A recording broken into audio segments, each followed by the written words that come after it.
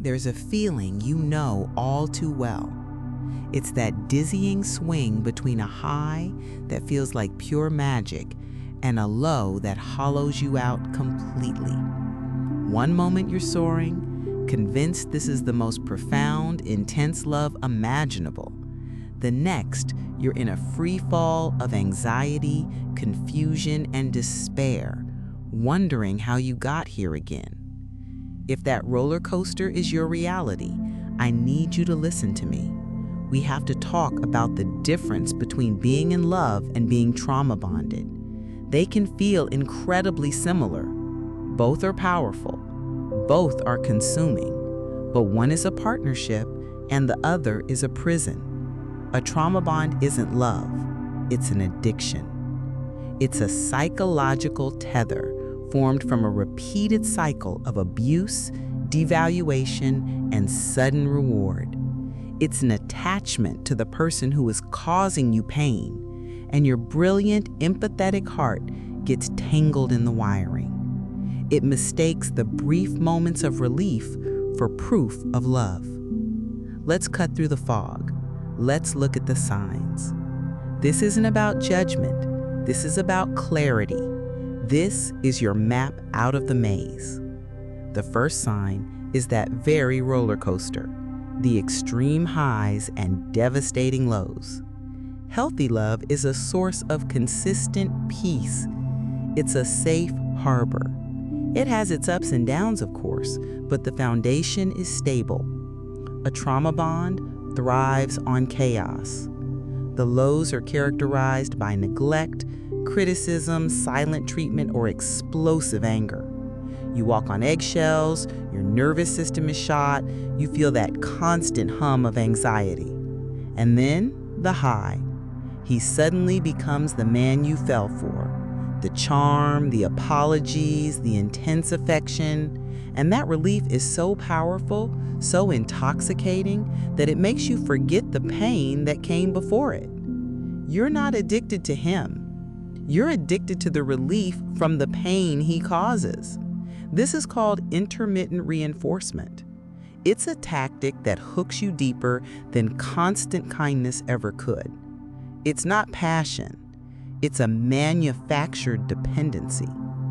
The second sign, you are constantly defending his bad behavior to yourself and to others. You have become his best defense attorney. When he lets you down, when he's cruel, when he breaks a promise, your intelligent mind immediately goes to work finding a reason. He's just under a lot of stress. He didn't mean it that way. He had a rough childhood. He just doesn't know how to communicate. You explain his behavior to your friends, softening the edges, hiding the worst parts, because saying the full truth out loud feels like a betrayal. And it's too exhausting. This is something called cognitive dissonance. Your mind cannot hold two opposing thoughts at once. I am a smart, strong woman, and I am allowing someone to treat me this badly. So to resolve that conflict, your mind changes the narrative. It rationalizes his abuse because the alternative, accepting that the man you love is deliberately hurting you, is too devastating to face. But your beautiful empathy should not be a shield for his disrespect.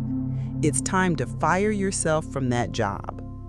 The third sign is a profound sense of loyalty to someone who is consistently disloyal to you. He can lie, cheat, disappear, blame you, and disrespect you. Yet the thought of you leaving him feels like the ultimate act of treason. You've invested so much time, so much energy, so much love. You've seen his vulnerability, the glimpses of the broken person inside, and you feel responsible for him. This is not noble loyalty. This is a manufactured obligation. Abusers are masters at creating an intense, insular, us against the world dynamic. It makes you feel like he's all you have. It makes you feel that your commitment is the only thing holding it all together. But I need you to hear this. Loyalty is reciprocal. It is built on a foundation of mutual trust and respect.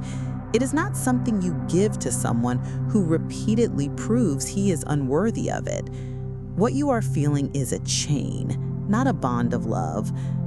The fourth sign. You hide the reality of your relationship from the people who love you. Think about it. When was the last time you told your best friend the whole, unedited truth about the last fight? You probably haven't. You give them the sanitized version, or you just say, "Oh, we're fine."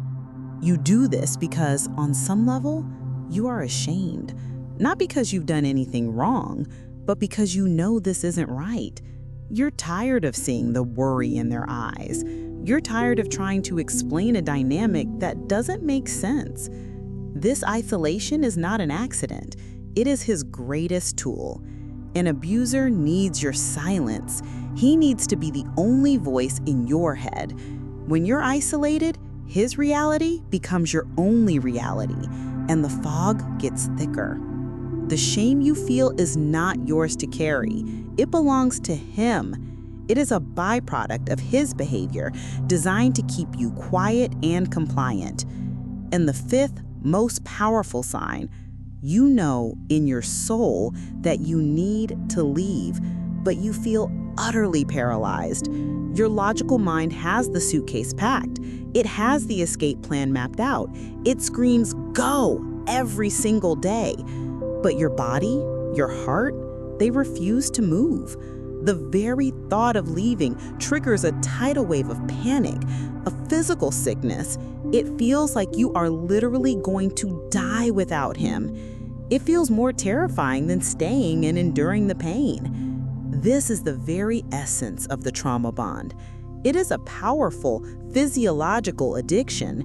When you think of leaving, your body goes into withdrawal from that chemical cycle of chaos and reward. That paralysis isn't a sign of weakness.